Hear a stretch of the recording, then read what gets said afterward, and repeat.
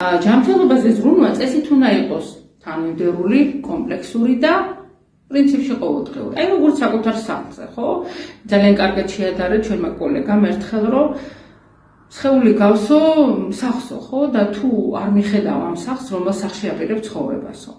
არ დამოვიწყება ამის წინებზე ერთ ბავშვთან რომ დავიწყე ანტიპარაზიტულ წმენდით მუშაობა და მე გუშინად ჩავატარე პირდაპირ ეთერი 5 კლასზე უნდა იმუშაო, ხო?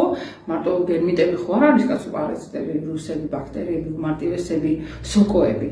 და როგორ მახსოვს დედიკომ რომ მითხრა, რომ აი მარტო რომ ანტიგერმიტური ავიღოთო, გასაგები მითხარი გადასარევია, მაგრამ წარმოიდგინეთ ოთახს ვალაგებდეთ და რაღაც ერთი კუთხე დაალაგოთ. გასაგებია არაფერს ფერი ჯობია, მაგრამ ეს ხარ ნიშნავს რომ ოთახი დაალაგდა. ამიტომ თუ მართლა გინდა ჯანმრთელები ვიყოთ, პირველ რიგში უნდა გავიცოთ როგორ უნდა მივხედოთ საკუთარ ორგანიზმს და მე ვიმეორებ თანმიმდევრულად და პრინციპში